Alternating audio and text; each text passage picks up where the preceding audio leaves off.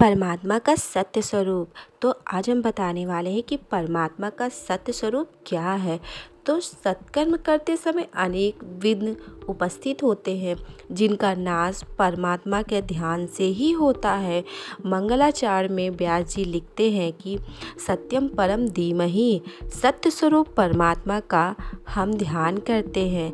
सत्य स्वरूप परमात्मा का ध्यान करता हूँ, ऐसा श्री व्यास जी ने लिखा है। क्योंकि यदि वे श्री कृष्ण का ही ध्यान करने की बात लिखते तो शिव भक्त, तंत्राद्रि भक्त, देवी भक्त आदि ऐसा मानते हैं कि भागवत तो श्री कृष्ण के भक्तों का ही ग्रंथ है। व्यास जी ने किसी विशिष्ट स्वरूप से ध्यान का निर्देश नहीं किया है, केवल सत्य स्वरूप प्रभु का ध्यान करने की बात कही है। जिसे जिस रूप में किसी के प्रति आस्था हो उसी का ध्यान वहाँ करें। संसार में विभिन्न लोगों की रुचि एक सी नहीं होती, शिव महिम स्तोत्र में कहा है। तो आज हम भक्तों ये बताने वाले हैं कि दुख की प्राप्ति के समय जिनका मन उद्वेग रहित होता है और सुख के समय जिनका मन स्पृहारहित रहता है, वही स्थित प्राज्ञ है। श्री कृष्ण ने अपने वचन के अनुसार ही जीवन जिया है। श्री रामचंद्र जी को भी राज्याभिषेक और वनवास के समय एक सा आनंद था। श्री कृष्ण को 16,000 रानियों से सेवा पाते समय शिवगढ़ की द्वारिका से और सर्वनाश के समय एक सा ही आनंद अनुभव हुआ था। श्री कृष्ण उद्धव से कहते हैं, उद्धव यह सब जगत मिथ्या है, केवल मैं ही एक सत्य हूँ। जगत असत्य है, परमात्मा सत्य है। भूत, वर्तमान और भविष्य में जो एक ही स्वरूप धारण करे वही सत्य है।